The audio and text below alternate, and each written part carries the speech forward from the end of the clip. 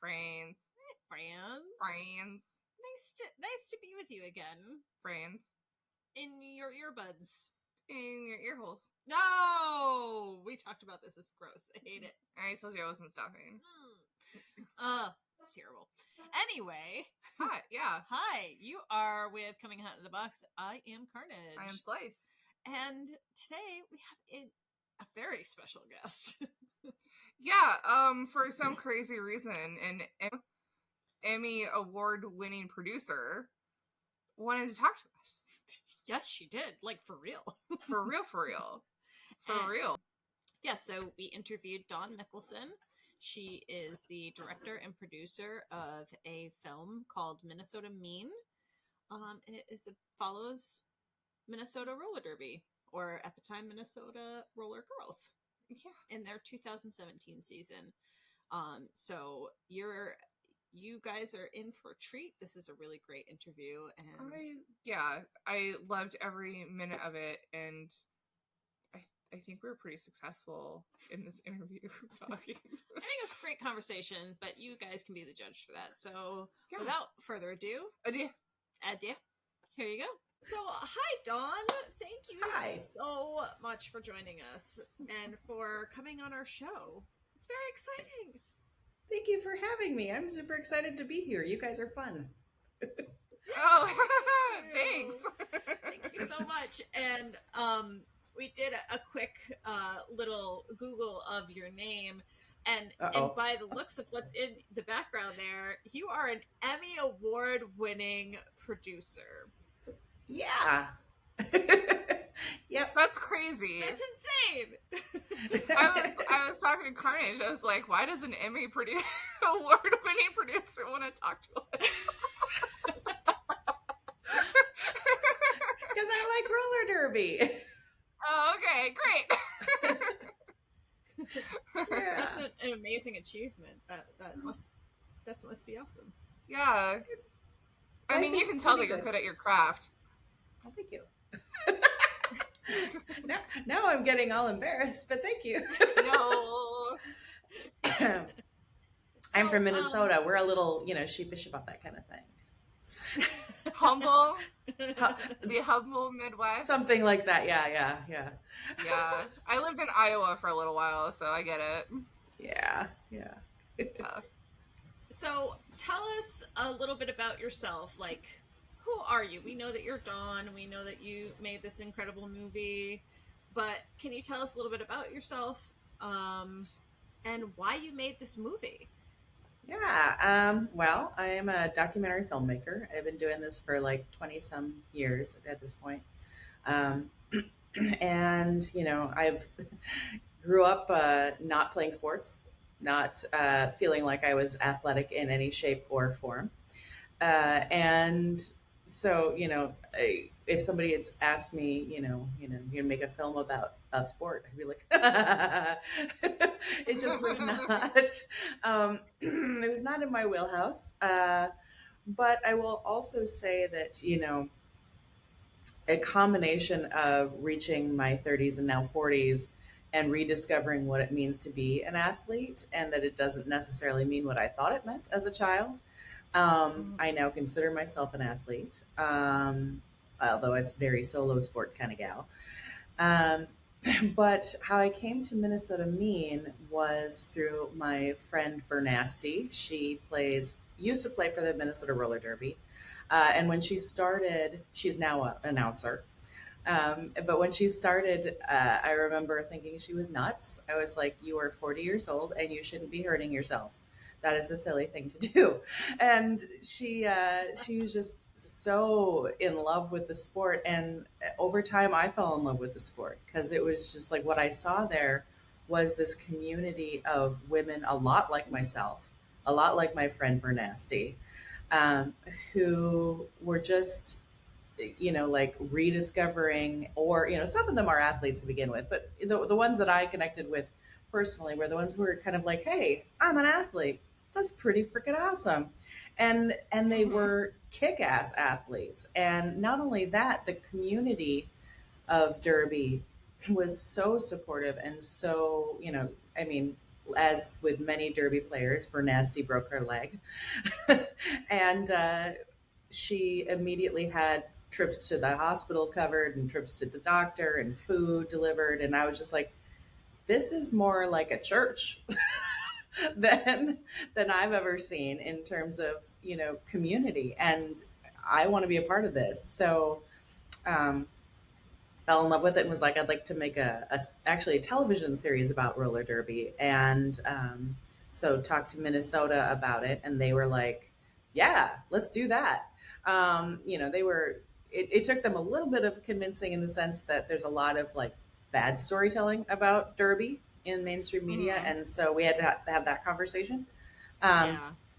but they appreciated that I was seeing them as athletes and wanting to show that element of it and the community. And so they came on board and we started shooting. And after a couple of months of shooting, we sadly were turned down for the series idea. And so I said to the team, I was like, so I've got really great stuff with you guys, and I kind of want to finish the season with you. We could make a short film. And they agreed. And next thing you know, we have a feature film shot. And then it took me a few years to edit because we had no money. So here we are today. And the film premiered this spring, and it's been doing really well. I believe it. Yeah. Yeah, we watched it, but we watched it separately, and I know when I was done, I messaged her. I was like, "Oh my god, did you watch that movie?" I was like, "That was really good." Oh, yay! I liked it. Yeah. Yeah, I watched it while on the treadmill, and I wasn't prepared to cry while walking on a treadmill. And I was like, that's dangerous. Damn it. That's And super I was dangerous. rowing, so Yeah, it's big. yeah. She's like rowing and crying. I'm walking and crying. You do you. That's great. Yeah, it's amazing. It just, I think what the movie does is really, for me, it really resonated with a lot of the similarities of my own journey. Just finding derby, needing to find something like that in my life, and then but knowing that you change within the sport, and the sport changes you, and you change within it, and sometimes you stay, sometimes it's time to go. And that's what I loved it. It showed all, like, not every different, but a lot of different perspectives going through the sport and going through such a very difficult season. Like, they had goals, they wanted to do things, but to get through it, it was just, oh God. And to only have 2 jammers, like, I know. I was just like, Yeah, I had no idea what that meant at the beginning of the season. I'm like, you're fine, you've got 2. And yeah, the more we got into it, the more I'm like, oh yeah, they're not fine. Yeah, when that came up in the film, and I think it was them against Texas, and it was like, I'm sorry, 2? I like gasped. I audibly gasped. And they're like, yeah, oh, what of 2? I'm like, oh. Yeah. It's so relatable because anybody who's played derby has met every person that you feature. Like, the people that you feature, everybody has one of those in their team. So it was so relatable. It was like, oh, I know somebody like that. Oh, I know somebody like that. Like, it was just nice seeing a version of my friends portrayed through film. It was very enjoyable to watch. So, Yay. do you want to give us just kind of like a summary or synopsis of what the film is about? Because I know we talked that it's about Minnesota Mean, but if you can kind of give our listeners a better idea of what the whole movie's about. Sure. So it follows the Minnesota Roller Derby. Actually, at that point, they were called Minnesota Roller Girls. That was 2017, but they rebranded. And more power to them. I like this name better. But that's a side note. But so I followed the Minnesota Roller Derby for their 2017 All-Star season. And so you started with a home game where they played Philly at the Roy Wilkins Arena. And if anybody's seen the Roy, it's an incredible venue. I didn't realize what a good venue Minnesota has until I started really getting into Derby more and being like, wow, that's a great venue. Oh I thought yes, everybody I had know. like When I was laser light watching, I was like, shows. ooh, I love that. I'm like so jealous right Yeah, I know. now. Yeah, they are so lucky to have that relationship. And the Roy is really like my daughter is now in the Minnesota Roller Derby junior team. So she's in the, yeah, That's so frostbite.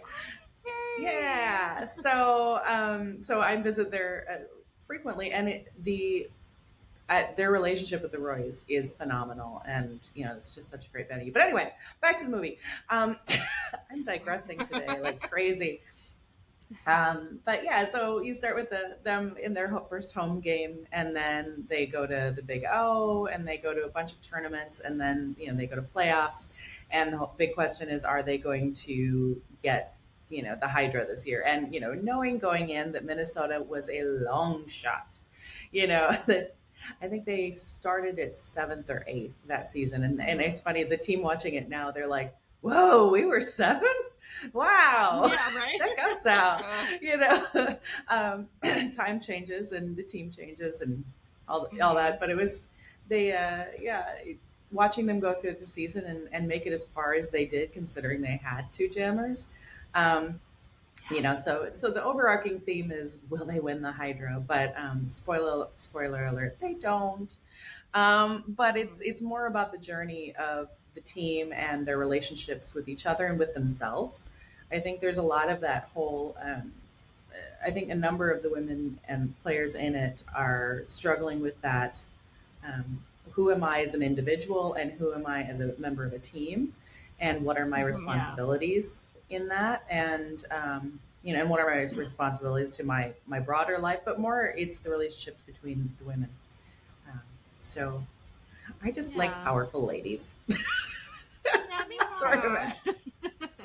I think that was it when I was watching it for the second time. That was like a big note that I took, that it was like identity was such a Mhm. huge thing throughout the movie, because like everybody is figuring out their identity, and they're like, it's an amazing thing to watch in a season, the change people had Yeah. of discovery of self, that it was it was just interesting to watch. Yeah, I Yeah, mean, and we kind of I knew that this. Oh, sorry, I was gonna say we kind of knew that this might be the last season for a lot of these players, and so that was yeah. also something we were kind of looking for, because they were all kind of like, "Gosh, I'm starting to hurt here. Is Yeah. this?" But they weren't sure, and a number of them had said, "You guys said this last year. This is my last year. This is my last year." Yeah. And then they came back. So yeah. Anyway, what were you saying? Yeah, well, two things. We're going through that because now we're coming back from break this weekend, actually, if we don't get snowed out. Um, but we had a couple of people like, I don't know. I think last season was my last season, and then like today, like we heard through the grapevine, like one of them was like, I'm here for another season. It's like, yeah, Can't leave so I get fast. ya. But the other Yep. thing was that I really loved the way that you highlighted the war paint that people put on. Like I loved that element of it because it was, and especially watching the whole movie and seeing the significance of it for some of these skaters, because it's like you do become an alter version of yourself. I mean, you're still Right. you, but you become this other person that you're either trying to move towards or use as a shield. And I think that, the act of, not everybody does the war paint thing, but Mm-hmm. several skaters very much do. And I love it. I think it's just, it makes the sport really interesting too. That, and there was like the internal war paint of like the Yeah. people who didn't like, who was like, this is Derby is my war paint for like for Right. life, essentially. Yeah. Right. That was one of the things that just the internal community of Derby and how players talk to one another. I had this conversation with Diamond Ruff, where I was just like, I find myself out in the real world having to pull back and realizing that when I spend time with Derby people, I am much more confident, much more myself. Um, I curse a lot more, you know, but I talk about body functions a lot more. But I mean, none of these things are bad, right? It's just that I think there's a community that's much more accepting of just who you are, and you get to be that confident person. And I think that she mentioned that sometimes they call non-derby players muggles, like the term from Harry Potter, the non-sorcerers or wizards. And clearly I'm not a Harry Potter person.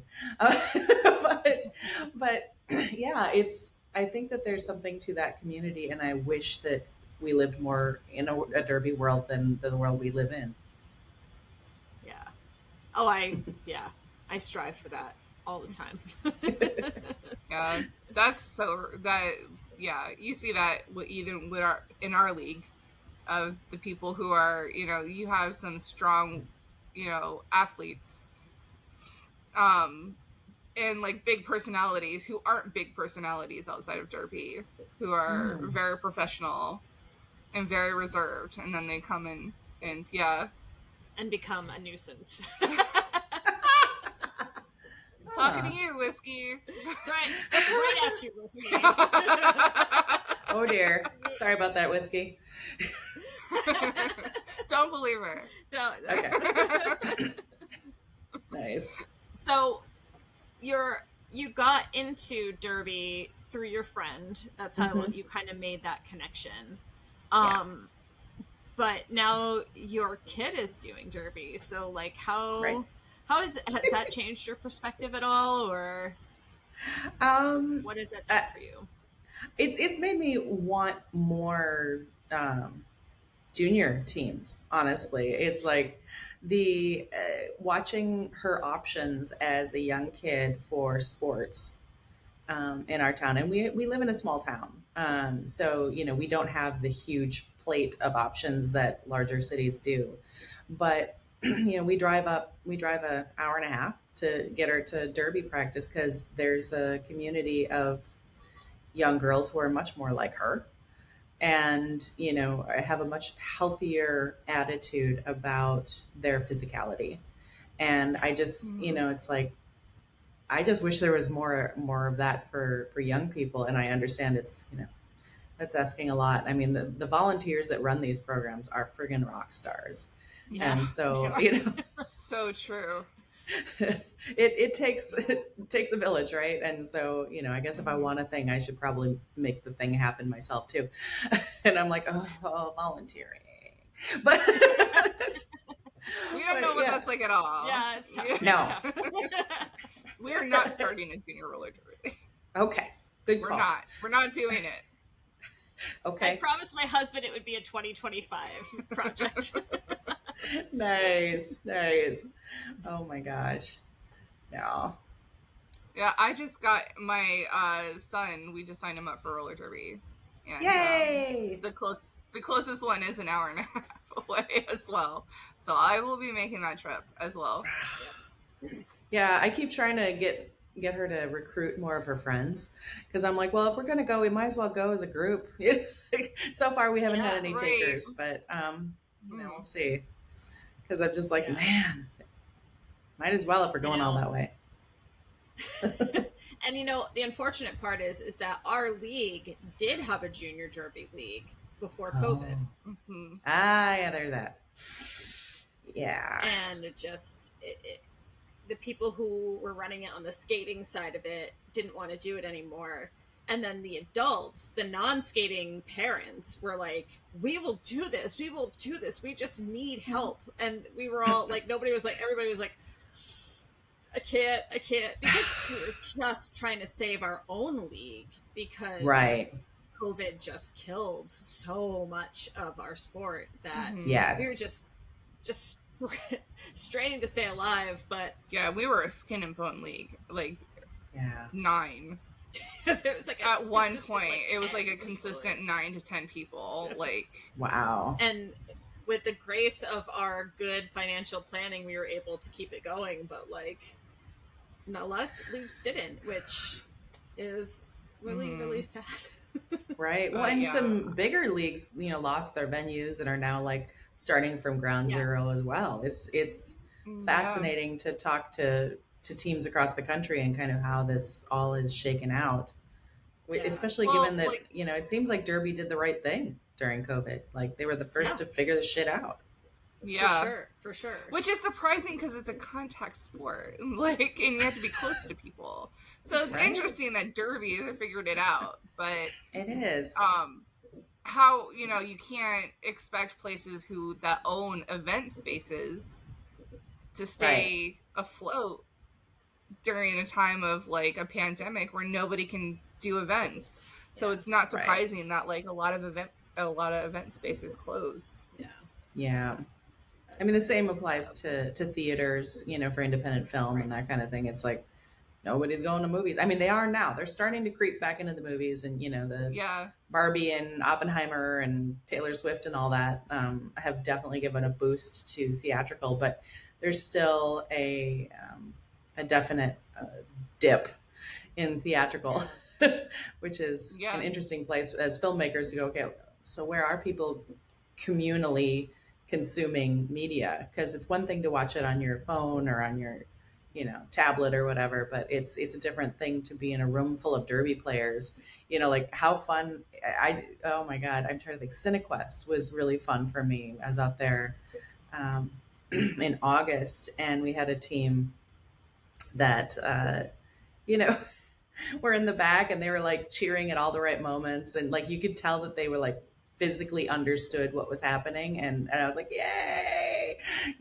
And you don't get that outside of a theater, right? You don't get that community experience of being together and sharing something together. So That's true. There is a sense of group mentality, I guess, in a theater of like you cheer and then everybody else cheers, and right, like that's you're experiencing the same feeling too, which is amazing. Yes, exactly. And I definitely felt that, not that I watched it with anybody else besides myself, but like they were definitely like, especially the Atlanta Minnesota game where I was just like, it gave me so much anxiety. It did. You were able to capture a feeling that you only feel when you're at a live game that is that close in a score, which is like the joy and anxiety of watching these teams play. And you captured it great, because I was like, this movie's gonna kill me, but that really was the most intense game. Loved to be there. Yeah, I would have loved to be there. And it was fun to see some familiar faces from Atlanta too, which is really cool. Yeah. But they played a great game. Huh? Oh my god, they played a great game that day. Like Atlanta was amazing. I mean, there's a reason it was so close. Yeah, they played great, and their blockers are amazing. Yeah, really. Yeah. And it was interesting to see, like, because just the familiar faces from 2017 of like the Atlanta people that are still around. Yeah. Versus for Minnesota, I went and looked at their roster, and it's like there's not a lot of people on here that I recognize from the film.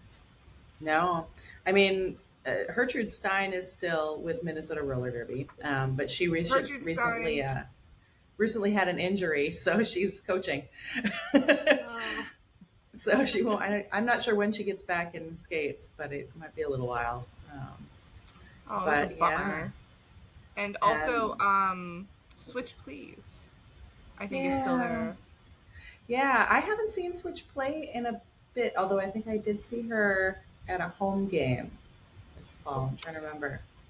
Yeah, so I don't know if she's really playing for the travel team. She's rostered as in a home team, but she's not on the All Stars. But she used to be the captain of the All Stars, so maybe she's just right. Yeah. Now I haven't had a good conversation with Switch lately, but she was a force, and she was so fun to watch. Coming into this mid-season from Washington D.C. being like, "Hey, I'm here. What's going on? Oh my God, what Right. you, Yeah. you you need me? Oh, I thought I was just gonna kind of like make my way into the team slowly and get to know people, and and she's like, you want me what?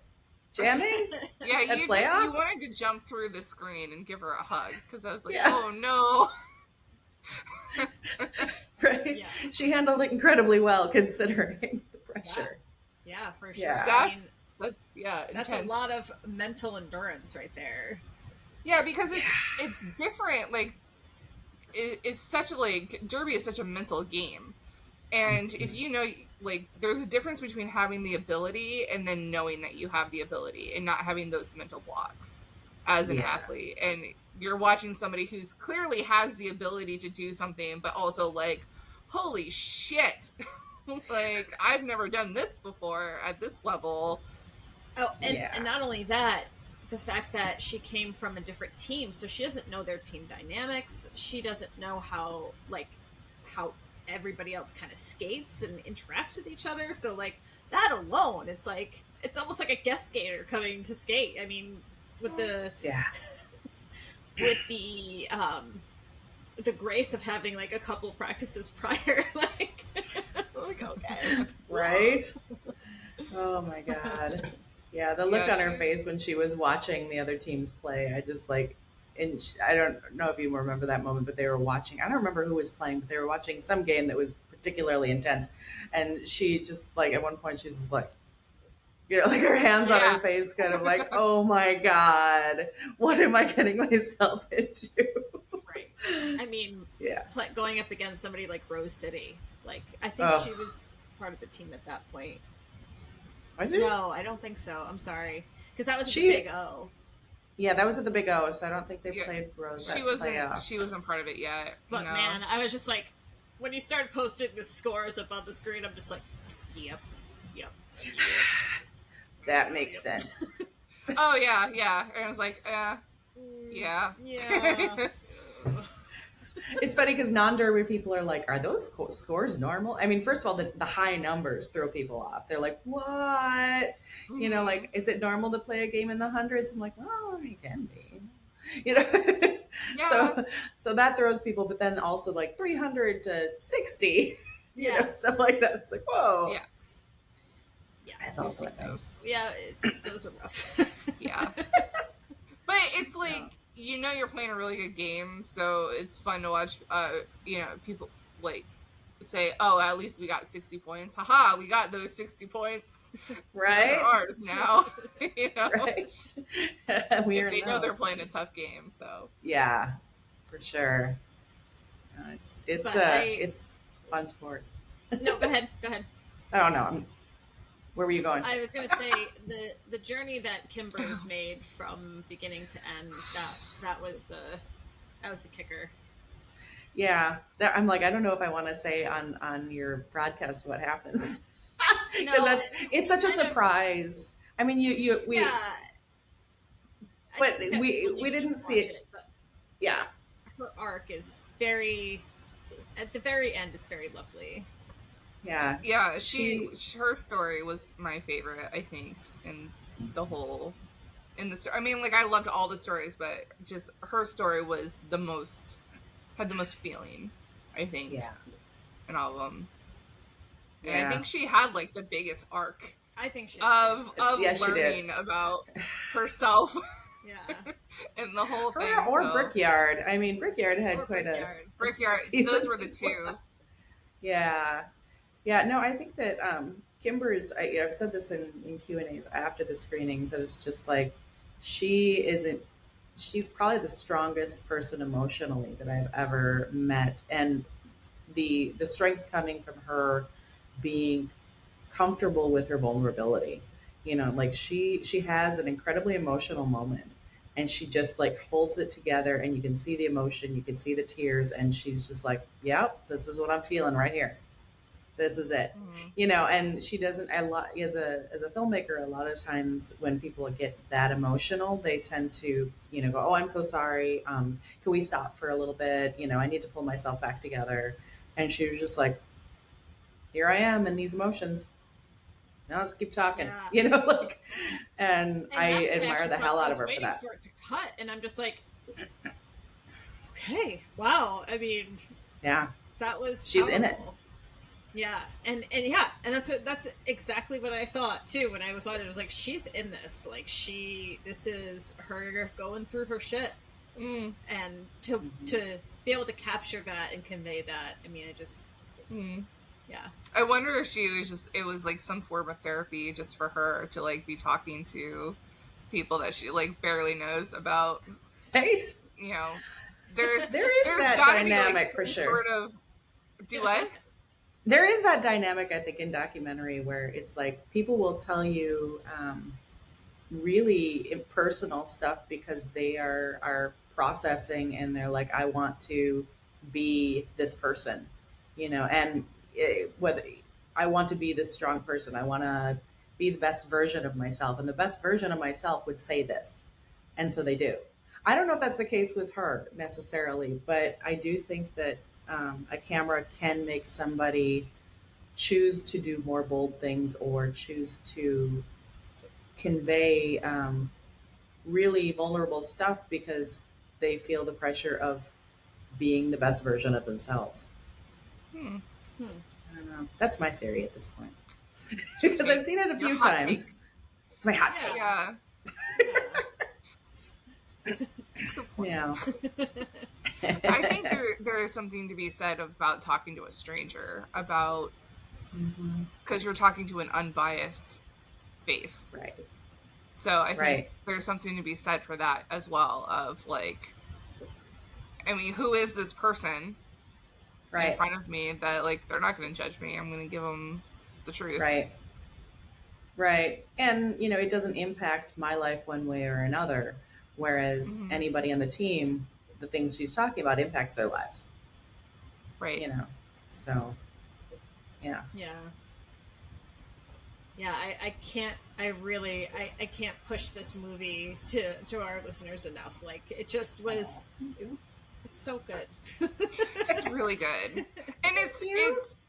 it just captures Derby so well. Yeah, Like you just if I think people who don't play Derby should, of course, watch the film. But anybody who does play Derby or has played Derby should 100% watch the film because they'll be able to feel every single feeling all the way through. Like they're gonna be, yeah, they're gonna enjoy it. Oh, I yeah, hope I think so so. too. Yay. No, and that's kind of why we want to do these screenings with teams, is just because it's Right. like that's the community that gets this film the most. I mean, again, audiences get it. Audiences outside of Derby get it, and Right. to different degrees, but they don't. I don't think they get it on that soul level, on that like bone marrow level. Mm-hmm. And Yeah. Derby teams get it, and so I'm like, that was one of the reasons why that and COVID doing the number it did on so many teams. I was like, okay, we have a distributor for the film, and I said they can't distribute it in North America until July 1st. So up until July 1st, it's available for teams to screen and do fundraisers around. Um, and then after that, it'll be available on streaming platforms and things like that. So So hoping tell that, us a and little we've bit had a more handful about of that teams that have done that. for our listeners, that the opportunity that you're offering them on this. Can you tell us? Yeah. Can you explain in more detail what that's about, what that entails? I Sure. read your press release, so kind of a synopsis of that. You kind So the film is available on a platform called Kinema. And through Kinema, teams can register to either do an online screening, like a virtual screening. So, have like we had a lot of virtual screenings during COVID. But you could do a virtual screening through them, and their platform sets up everything, or an in-person screening. And with the in-person screening, teams have to, figure out their venue and deal with those logistics. So some teams are renting small theaters. Some teams are, getting a projector and projecting it on a wall at, their practice space. It's up to the teams how they want to handle it. But we're doing this through Kinema because it's a nice kind of package where, they get all the materials they need, and that Kinema can handle ticketing, which is also really nice. And so then what happens with the ticketing is that if Kinema does the ticketing, they take 10% of the proceeds, and then the rest is divided 50-50 between the film and the teams. So another way of handling it, if you're like, I want to make more money, or, like, I think that we're going to get a bunch of people. I don't want to give away half of the stuff. There also are licensing agreements. So, based on the size of the audience you think you can have, you can do a licensing agreement and then ticket price whatever you want. So it really depends on how, I think, confident the team feels about whether people are going to show up and and that whole thing as to how they want to handle it. But just wanted to give teams the option of screening it and using it as a fundraising tool or a community building tool as we head into a new season. So I think that's such a wonderful idea. Me too, especially if people do it soon before the season starts, to get people hyped for Derby as like a big go into the season fundraiser. Yeah, because I think, especially now that teams are starting to ramp up and gearing up for their season, like I know we are, a lot of smaller leagues are, but then they'll have recruitment soon in the next couple months. So like, hey, you should check this out, because this is what life is like when you throw yourself into Derby. Exactly. I mean, we're not going to champs, but maybe that team is, and maybe they have big goals. Maybe. Yeah. No, I think Bay Area Roller Derby is the first one I think I can announce that's doing it, and they're going to do it at the beginning of February. We'll be putting out promotions for that. I think they're renting a theater, so that's kind of fun. They'll be in a theater in Oakland, I think. Yeah, that's very cool. There's more that we're not announcing yet until they're prepared to do so. Nice. That's awesome, though. I mean, I think, and especially, I know that part of what I read in your press release was about like just trying to help these leagues out post-COVID, because a lot of leagues are still struggling and trying to find creative ways to make money. And I think like a movie like this as a fundraiser is such a great idea. So for all of our listeners out there, I think it would behoove you to to check it out. And how do you spell Kinema? Just because I don't know personally. It's like cinema with a K. It's Kinema. But there's a link to it from the MinnesotaMeanFilm.com. Okay. And I'll put all that stuff and on the website and in our show notes too, on how they can be involved. I'll probably just put a link on our website that just sends them like right there. Cool. Make life easy. You don't have to bounce around to different links. Yeah. No, it's interesting. Like, I don't think that this film is on the level of Whip It in terms of cultural influence, but I will say that I kind of enjoy that. Every time I've interviewed people, like the majority of people I've asked, like, how'd you learn about roller derby? They're like, Whip It. And so I'm like, well, it would be great if this film, brought a few more people into playing derby. So maybe a few of them would be like, Minnesota Mean. That'd be great. Yeah. Oh, it would be great. Oh, I would love that. I think, as a recruitment movie, absolutely. Oh, for sure. I think that's way more accurate than Whip It. Yeah. We're on a flat track. Right, there's that. There's that. Yeah. We don't like throw people clothesline over the people. side. Ramps and stuff. Unless it's by accident. There's only clotheslining by accident. I was gonna say, I think I've seen some clotheslining in the film. Yeah. Only by accident, not like on like purpose. Right. Yeah. No, it didn't look like a purposeful clothesline. Who knows? Or at least I don't know. I do know. It was probably overt. on accident. I know my arms just go like A little they go wonky when I'm playing. Mm-hmm. Shut up. Mm-hmm. I'm working on it. Nice. And also, I just kind of glanced over at Slice's notes. Wait, Yeah, Yeah, yeah, Smokahontas. Smokahontas. Um, I love the fact that there was somebody of Native American descent, Yeah. like focused on Mm-hmm. a focus in this film. Which and like her story of trying to bring Derby into that community, it's like yes, yes. Send us everybody. But just the fact that they are such an underrepresented minority in roller Mm-hmm. derby, and to have her voice be heard in this movie was really great.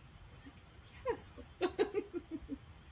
She is amazing, and one of the reasons I wanted wanted to feature her at the beginning was I was so impressed by during the Dapple fights the over the Dakota Access Pipeline, that she was putting slogans on painting slogans on her legs whenever she played. So she was like being an active participant in these protests against the pipeline, while also still doing her roller derby thing. And I was just like, I love that she had that platform, because all these people in the Mm-hmm. audience are like, what's that about, what's that on her leg? Like Yeah. she was using her platform in a way that I thought was really cool. And she still, she still does to this day. She's just not playing derby anymore, but she's still kicking ass and giving back to her community. So That's Yeah. awesome. she's a rock star.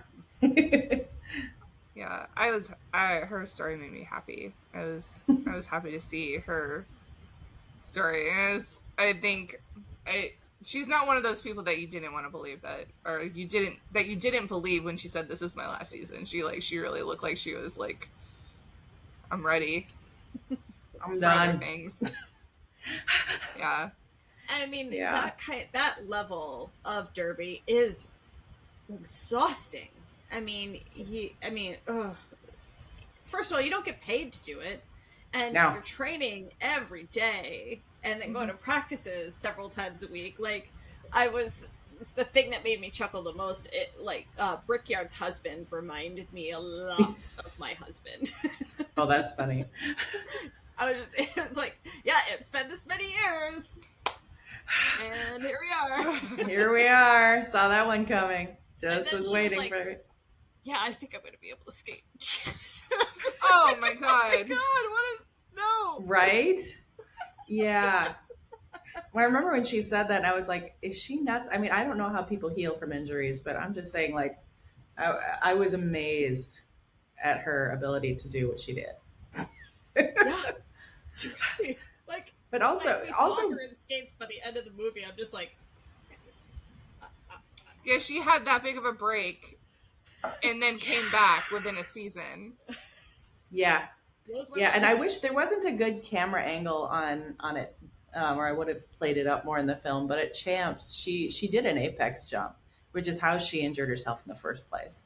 And the fact that like she would do that at Champs, so close to being cleared to play, I was just like, what the? I remember standing there on the side, like my eyes bulging out, just like, oh my god! And she made it. I'm like, oh my god! But we had none of the cameras were on her at that moment for whatever reason, so I couldn't put it in the film. But oh my god, yeah, she's a rock star. I wish we'd Yeah. had that. Yeah, yeah. So. So, what do you think? Do you have anything that you're working on now that is related to Derby in any way, or do you have any plans to kind of follow up with maybe like a junior Derby documentary? I'm open at this point.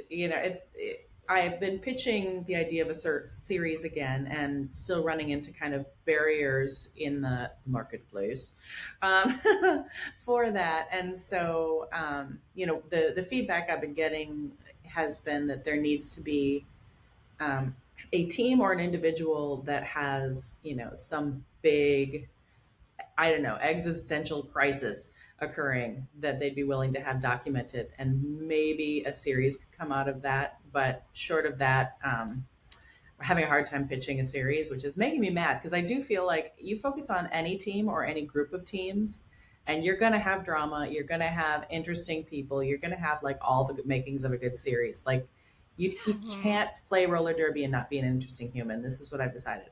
And so I'm a little annoyed that the pitching for the series has not been going well even on this end. Mhm. But I'm going to keep my options open, and hopefully something will come through that'll make it happen. In the meantime, I premiered another film within the last year, and so both films are getting going into distribution in the next 6 months. So I'm actually sitting here looking at Finding Her Beat, which is the other film on my other screen because I'm exporting deliverables to get that to the streaming services because that one's going to be premiering online in February. What's the name of And that one called again? that one's called Finding Her Beat, and it follows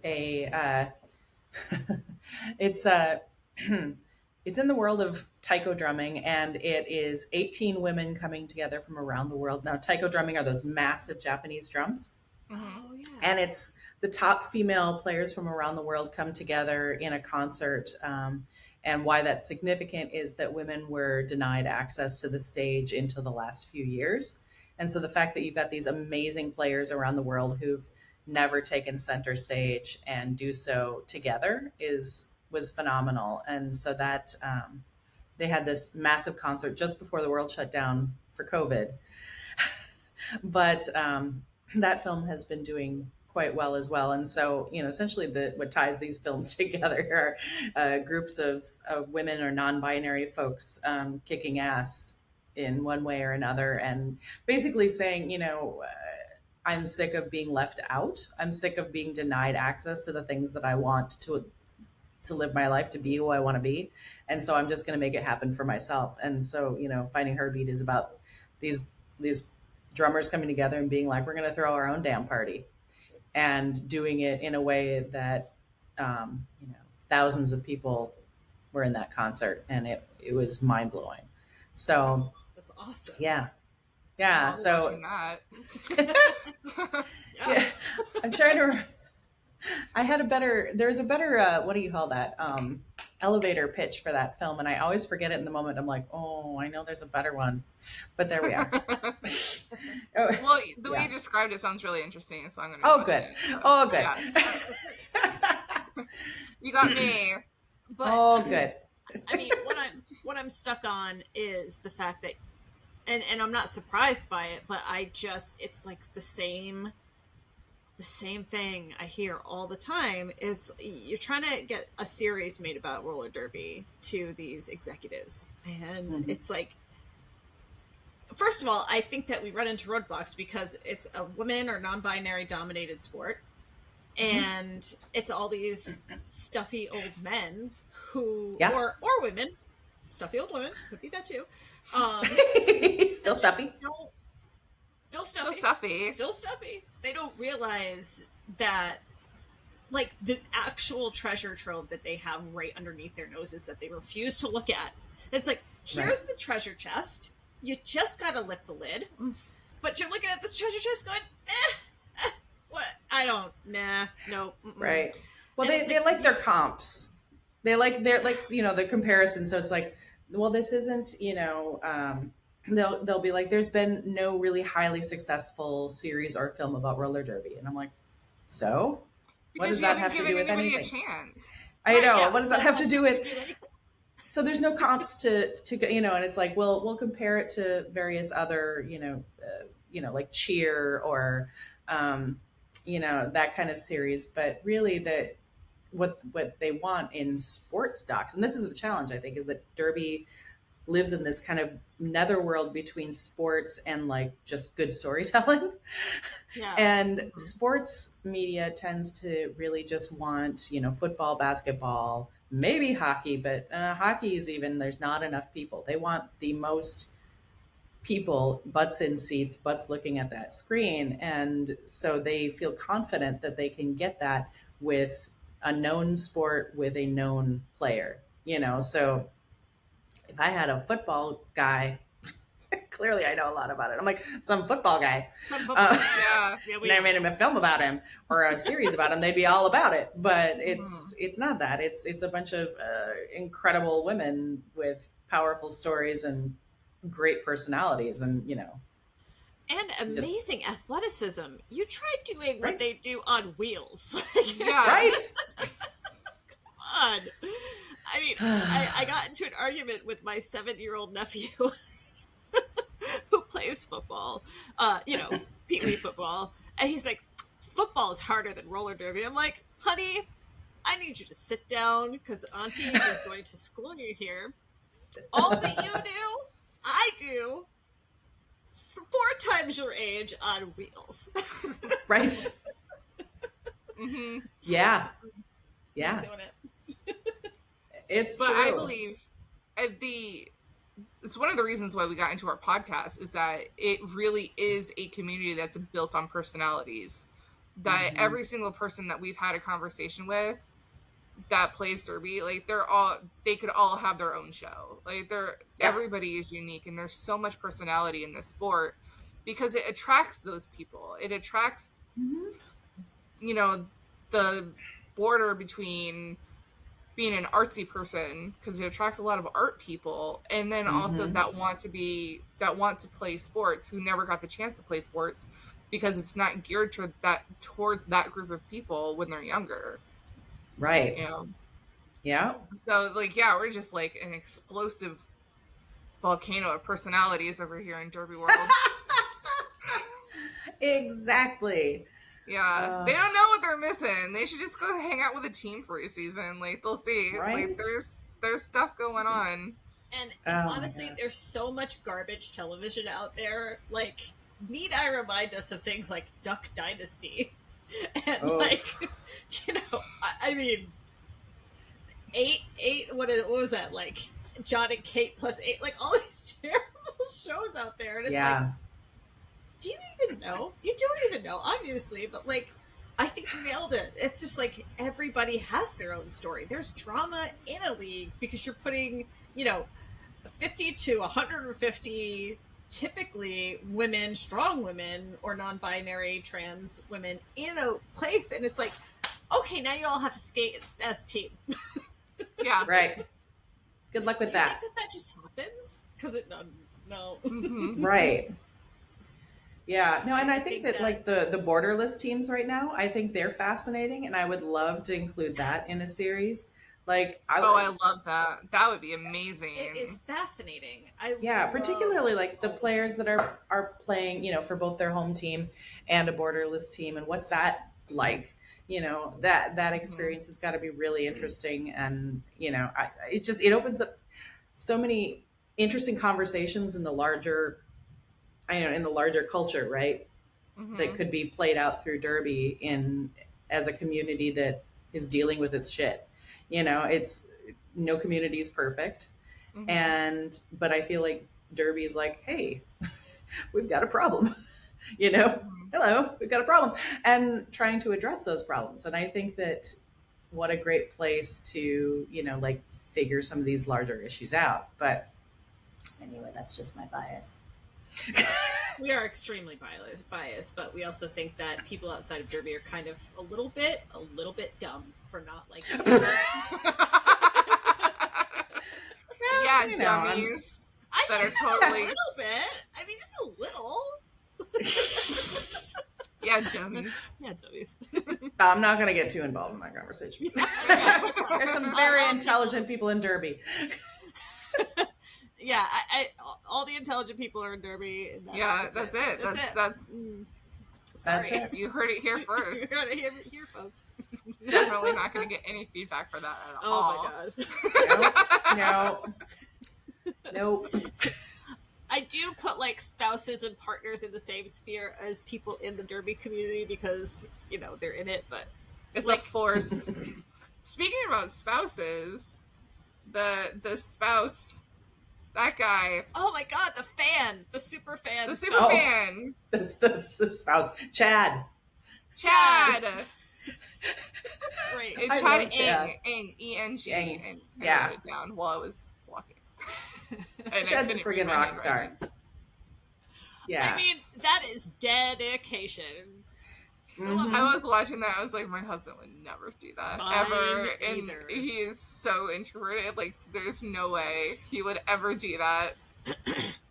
I just We like both his. are the extroverts of our pairs. So Yeah. like to Yeah. imagine our husbands doing that. But it's interesting because they're like a pair of extroverts. Those two, Right, they are. Diamond, Yeah, or is Diamond it Diamond Ruff. Ruff? Diamond Ruff, yeah. Diamond Ruff, and that was her husband, and I was like, Yeah. they're both very. Love that. Yeah, not their people, and I loved their story. It was cute. It's interesting because I hadn't, when I first started the film, I actually didn't pull out Diamond Ruff and Chad as potential characters. It's always so weird to talk about humans this way, like real people, but I wasn't following them, and then about halfway through the season, I'm like, oh my god, they're friggin' amazing. I can't, I kind of weaved them back into the earlier stuff. So I only got one interview with both of them, and that's all that you see in the film. But I wish I'd had been able to spend more time with them because they've got fascinating lives. I mean, you get a glimpse of it at the end where it's like, oh, she ran for city council. Like she's got this whole other life of politics and leadership, and he's busy, like if she opens a bag of chips, I'm going to cheer her on, like he's just I know. that's my favorite. That's so sweet. That's one of my favorite spouse quotes ever. She's going to open the bag of chips, she's going to do it great, That was so friggin' sweet. It was so I was sweet. like, look at this guy. There needs to be more of this guy in the world. Did you watch it Right. through the end where he was putting on the paint? Yeah. I was like, I did. I thought it was funny. He was like, I like to be M because then I'm at the end and I can just go get more beer. Yep. That's Makes Chad. sense. Yeah, he was Yeah. fun. I enjoyed him. He was like, I good on him. I could never do that. Yeah. No, well, I'm not painting my chest for one thing, but no, he's Yeah, I can see people watching this movie and spouses watching it and going like, I'm not doing that. Yeah. yeah. Well, it's interesting because I think the Aquaman army, the backstory on them, according to Chad, is that they it was the spouses of players, and they go to tournaments and be all excited, to like party afterwards. And then they found out that many of their spouses just wanted to go to bed after playing. And they're like, what the hell? And so then they decided to like travel on their own, like get their own, they had their own stuff. I mean, they would sleep in the same room as their partner, but they would function as the group of spouses, partying and drinking and doing all the crazy stuff because their spouses were so busy being serious athletes, And I just kind of, I love that he's funny. Yeah. And so that's kind of how they started. And then they were like, well, let's make some songs. And then they started making these songs that are just ridiculous. Yeah, they had the what was it? They call it the hymnal, and it's full of songs for every player. Oh, yeah, the papers they were holding the whole time. That's so funny. Yes. So sweet. Yeah. No, I actually just went through the legal review of the film with my lawyer because blah blah blah, and he's just like, it's very close on some of those songs of being like copyright issues. I'm like, I know, because they're singing like Brickyard is she's a brick house, Brickyard, Right. But it's to the song Brick House. Yeah, but it's still out of tune. You can't really tell. Yeah. What is that? It's on the fence. Well, and what was Who it? I tell you what I want, what I really, really want. I'll tell me what you want, what you really, really want. I want to win. But it's like the first part of that was definitely the Spice Girls. I'm like, I know. Yeah. That's true. But I think we're okay. They're not gonna. Yeah, They're fine. Yeah, it's fine. It's fine. If we I'm get, not a lawyer. Don't listen to me. If we got attacked by the Spice Girls for a legal concern, I think it would be great publicity. Like, It it would be amazing publicity if Spice Girls comes after a documentary about roller derby. I mean, we'd be in the headlines. we would. exactly. Yeah. We can make a lot of And sales, so would I the think. Spice Girls. So, I mean, win-win. Right. Right? Maybe we should nudge them. Here's your opportunity to Yeah. sue me. Hey, want to start a rivalry for fakesies? Fakesies. Oh, man. Right? Excuse me. So we want to thank you so much for taking the time out to be on our show again, and just thanking you for making this film. It really, it was definitely a highlight. Of Yeah, my week it was so such a good part of my week. And I've watched it twice in the last 24 hours. Aw. And Well, thank you. yeah, I when I was done, I was like, I need to share this with the world. So Yay! I can't wait to share it with my league. Honestly. Yeah, oh, for sure. Yeah, for we're on it for our Cool. league because that's happening. Yep. Mm-hmm. I don't know how. I don't know the logistics. I just found out it was probably going to happen. They don't know it's happening, Nope. but They're gonna it's find going to out. happen. Perfect. That's all we need. Yeah. Exactly. Somebody with the desire to do a thing. That's Yeah. how all things start. Exactly. So. So can you just remind everybody how they can reach you or get their download for their fundraiser? Sure. So you go to minnesotameanfilm.com. We're also on Facebook and Instagram, so there's links there too. If you just look up Minnesota Mean documentary or Minnesota Mean roller derby, it'll be there. And yeah, visit the website. You'll find all that you need to know to sign yourself up. And if you get confused by the website, just go to the contact page and tell me you're confused. I'm the one who gets the emails. Awesome. And So, Slice will put all this in the show notes. I will too. put everything in the show notes, so it'll be an easy click away. And then, in case they couldn't take note fast enough while listening to our podcast. I mean, that's fair. It's a lot of letters. Minnesota Yeah, Mean they're Film. probably driving. Yeah. To be honest. Yeah. Driving to Right? practice. That's what we usually get. Yeah, they're like, oh, this is what I listen to on my way to practice. It's like, great. Or back. that's or home. funny. It doesn't matter. Whatever. It's weird when our teammates tell us they're listening to us before on their way to practice, though, because that's weird. That is a little we just trippy. heard you. It's like I was just talking to you. It's like, no, you weren't. No. I feel that way when I'm editing films, actually. Like, I'll spend days and days with somebody, like editing their story, and then I'll see them be like, hey! And they're like, ugh. It's like, you're way too intense. And I'm like, but we've been spending weeks together. Like, I feel like I know you super well. And they're just like, They're like go away. stranger danger. So. Yeah. So I get that. Oh, well. All right. Anything else you want to add before we say goodbye? I mean, I'm just so happy that you guys were willing to have a chat because I really enjoy your podcast and you fun thank people. you. Thank you. Fun I conversations am- are good. Still baffled that you wanted to talk to us. It is. Aw, I feel like a legit person. you are legit. Don't let anybody tell you otherwise. Thank you. Nice. All right. Thank you so much. Have a great night, and I'm sure we'll talk to you again someday. Yeah. All right, sounds good. All Talk right. later. Thanks, Dawn. Thanks. Bye. Bye-bye. And you're welcome for See? that. You're welcome. Didn't we did tell it. you? Told you it was good. Yep. Didn't make too much a fool of ourselves now, did we? Yeah, we did. Okay, yes, we did. But that's okay. That's okay. You know what's really funny? What is really funny? Is that, so my mom is named Dawn. Oh. And I had to practice saying Dawn because I can never not say my mom's name without a Southern accent. Because that's how I've known my mom, is Dawn. Dawn. Dawn. So I had to Is that practice. a Southern accent? To me, It's that's a Rhode Dawn. Island. No, it's Dawn. I don't know. Dawn. It could be. I don't know. Sounds Or like it's in the South, it's Dawn. Dawn. But yeah, I had to practice saying Dawn.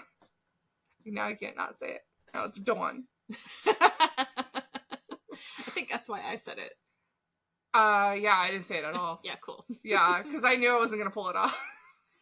Yeah, that sounds, yeah. I here I am, Carnage to the rescue yet again. Thanks. You're welcome. I appreciate you. This is why we work. That's right. All right, folks, don't forget that to check out our website, cominghotintothebox.com, where you can get some sweet, fabulous, creative, and wonderful. Any other superlatives? Nope. Awesome. Awesome. Merch, some great t-shirts, and we also have some stickers and keychain. I think by the time this comes out, our new shirt will be around. Oh, Shirts. Yeah. Shirts. Plural. Yep, that was quite the voting frenzy we had. Ooh, that was. I did not expect that at all. We are talking about our Not a Cult roller derby t-shirts that everybody had a say in, and it was pretty even. Yeah, it was very even. Yeah, because I think everybody has their, like, there's people have a particular style that they wear. Mm-hmm. So it's like people who do love that, like, sleek athletic look. Yeah. Loved A, and then everybody who's like, I love crazy things, they loved B, the retro look. Crazy things. Retro, I would say. Yeah, it's not crazy. Are you calling me crazy? I designed both of them. Clearly, I love them. Valid. Yeah, I love my work. I'm just saying, like, it's spunky. It's like, it has, like, it's... Did you know that Spunky was the first name of my cat? It was named my very first cat? No? It's true. Oh my god. My very first cat was named Spunky.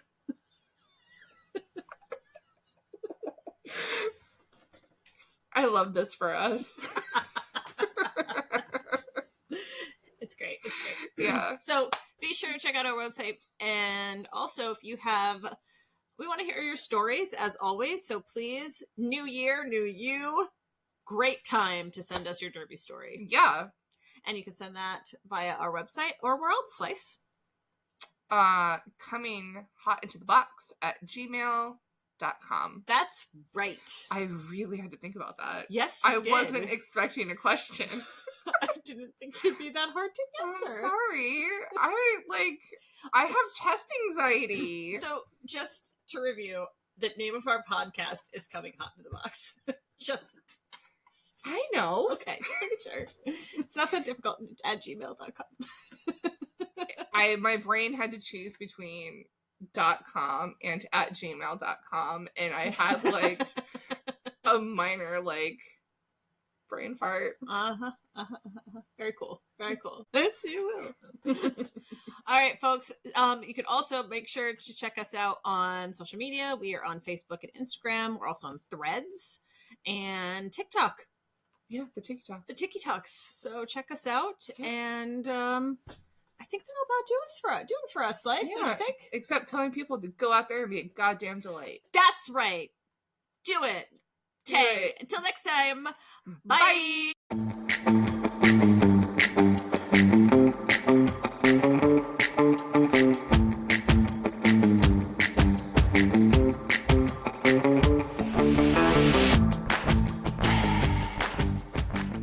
Hey, Mom, did you listen to my podcast? What's a podcast?